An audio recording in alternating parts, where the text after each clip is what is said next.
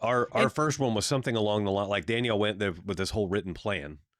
Of course she did. And the doctor like looked at it long enough to realize it's a birth plan, looks her back in the eye and was like, so your plan is to have a healthy baby and enjoy the day as much as possible? And Danielle's like, yeah. And the doctor goes, cool. And then like throws the paper away. I didn't even read it. Because this whole like, no, everyone has a plan, right? You're going to be in pain. Yeah, everyone has a plan until that first contraction hits. And then it's like, I don't want epidural. I want epidural. Give me all the epidural. But that's the way life is, right? Well, that's the way business is. That's the way everything is. Like, I don't want to have kids because I'm not ready. Well, guess what? Nobody's ready to have kids. No, you think you're ready? Janine and I waited till we were 31. We're like, yeah, we're ready. Yeah. You ain't ready. No, we ain't fucking ready. Right. Everyone, what's crazy is everyone tells you, like, not to get onto a coaching thing, but it's like everyone tells you, but until you accept it, it's worthless. Yeah. And don't do it. You're fine. You're not ready. Yeah, we are. Yeah. No, you're not. Well, and fucking ready. So many times for anything, it's, like we see this a ton in trade winds. We get questions on this kind of stuff where guys are like, I really want to do this, but I haven't, thought about it long and hard, and I haven't put all the plans together, and my projections aren't together yet and everything else. And then it's like, do you think it'll work? Yeah. Well, then just do it. Get the fuck after it, dog. Oh, you want to add HVAC to your business? Cool. Do you think it'll work? Yeah. Do you have a guy that can run the license? Yeah. Cool. Buy the truck. Like, you don't need a market, a case study to determine the market viability of another HVAC business in the area. Like, no, you just do it. The viscosity of this and viscosity of that. Yeah. Yeah. It's just do it. Yeah. You don't need to go, take a sample audience and ask their opinion on, what are you not getting from your HVAC company now that we could currently bring to the market if we decided to proceed with this venture? If anyone here listening does a study like that before they do anything and pays $10,000 to a marketing agency to do that, you're a dipshit. Yeah. I'm sorry. Stop. Yeah. You do not need that. Yeah. Stop. That's, so much of everything we do just comes down to experience results in a pretty keen instinct. And then it's just a matter of like, who's got the balls to do it? Well, it really comes down to want to. A lot of the times I think guys are trying to talk themselves out of wanting to do it. They know it's a good idea. They know it's going to make money, but do they want to do it? Do they have the drive to get it done? Right. That's what they're really battling. And they try to make plans for all these roadblocks and all these hurdles. And those are just excuses. Well, you can plan for some of that, right? So you can mitigate some of it. You can plan to mitigate a lot of it. Prime example, like when we started our company, I made sure that our insurance had a policy that covered if I got smacked in an intersection and my work van was totaled, I can't produce revenue. And my truck might be in the shop for a month and I can't make money, right? Yeah. And so and where you were at that point, you have to have that money coming in. Right. Yeah. And so I made sure that when we got our insurance that I was protected in that area. I didn't stop the progress of the company until I had the money in the bank to cover it. I realized a risk. I put a plan in place to mitigate that hurdle should it arise. And then we moved on, right? Yeah. And so that's how I kind of handle most things.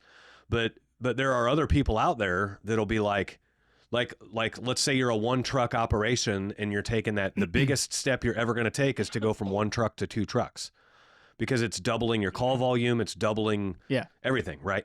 And so there's a lot of guys out there that are like, I'm booked out 3 or 4 weeks and I'm turning calls away every day because I'm too swamped, but I'm still not ready to hire somebody because if all this turns off, I don't want my guy sitting there. And it's nothing more than an excuse. Yeah. It's right? Because they're not sure they want to do it. Yeah. Or they're scared.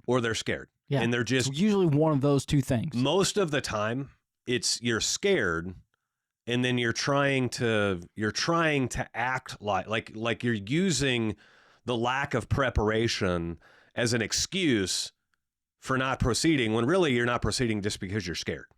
Right? Yeah. Because you didn't use that whenever you got your first truck and when you went out and got like, what if calls shut off on your own truck?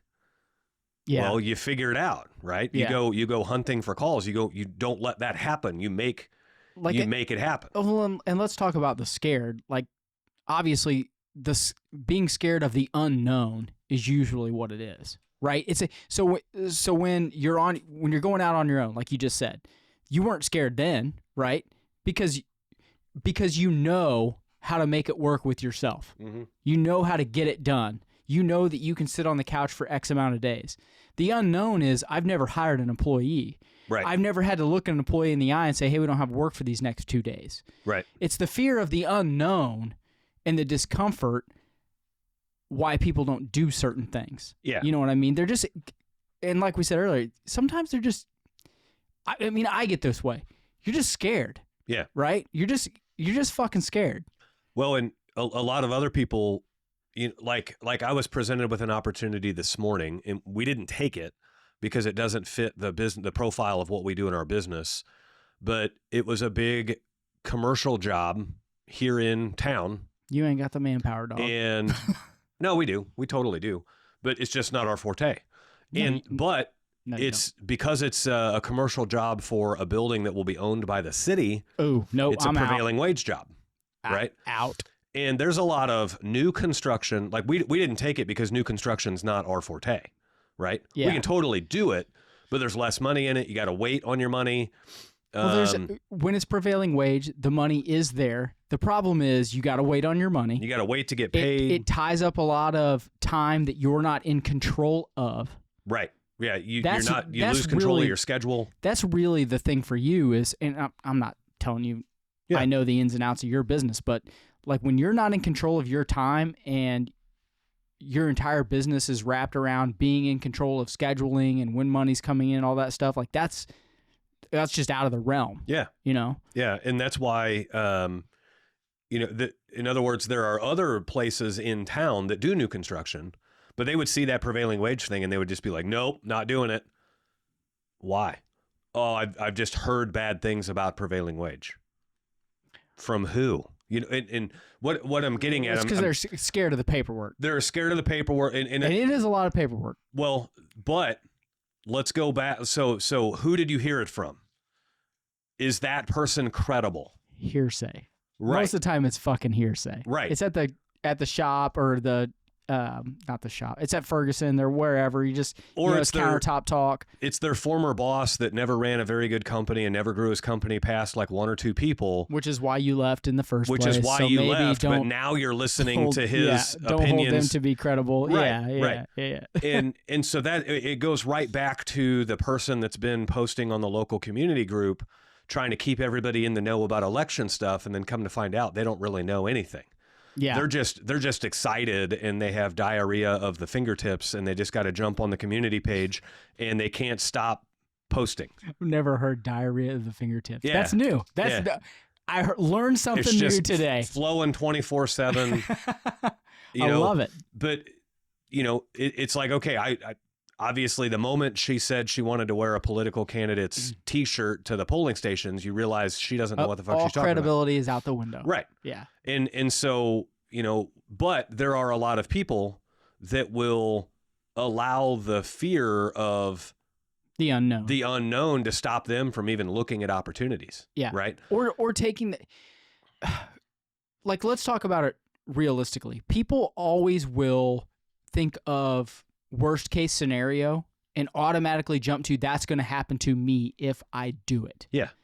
Why? I don't know. I don't know if that's like ingrained in people. Like some people's risk meter is just zero. Like your risk meter's lower than mine. Like, let's be honest. It's ingrained in us all the way around. What are parents supposed to do with kids' Halloween candy? I don't check any of Layla's. I know it's right. awful. I don't. Because I've never heard of one single person. Yeah.